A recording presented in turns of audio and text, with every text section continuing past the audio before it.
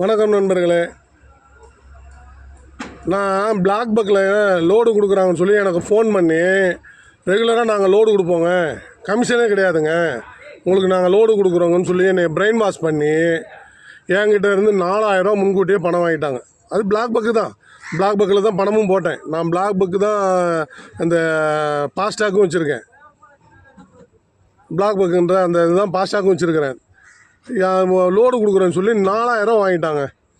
சரி, இவன் லோடு கொடுப்பான், கமிஷன் இல்லாமல் லோடு ரெகுலராக கொடுத்துருவான்னு நினச்சிட்டு நானும் பணத்தை கொடுத்துட்டேன்.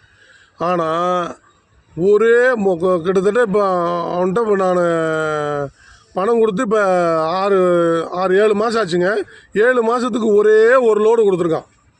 அதுக்கும் 250 ரூபா கமிஷன் கேட்குறானுங்க. ஏன்னா கமிஷனே இல்லை, அதுக்கு தானே நான் 4000 ரூபா வேறு பணம் கொடுத்துருக்குறேன்றா. இல்லைண்ணே அது வேறண்ணே இது வேறண்ணே சூப்பர் லோடு அது இதுன்னு இப்போ புதுசாக ஏமாத்துறாங்க. பிளாக் பக்கில் நல்லா ஏமாத்துறான். தயவு செஞ்சு யாரும் அவங்ககிட்ட பணம் கட்டி லோடு எடுத்துடாதீங்க.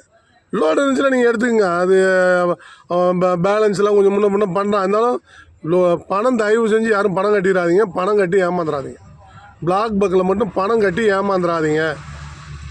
4000 ரூபா கட்டினாங்க. 4000 ரூபா கட்டினேன். எனக்கு நாங்கள் அவனுக்கு சொன்னான்னு சொல்லிட்டு சரி 4000 ரூபா முதல்ல கட்டிடுங்க, ஒரு வருஷத்துக்குங்க அப்படின்னா. ஒரு வருஷத்துக்கே 4000 ரூபா தான். உங்களுக்கு ஃபுல்லாக லோடு கொடுத்துட்டே இருப்போம், நீங்கள் ஃபுல்லாக லோடு எடுத்துக்கலாம், நாங்கள் டிரான்ஸ்போர்ட்டுக்காரங்க ஃபோன் நம்பர்லாம் உங்கள்கிட்ட கொடுத்துருவோம் அப்படி இப்படின்னு பேசி என்னை நல்லா பிரெயின் வாஷ் பண்ணிட்டான்.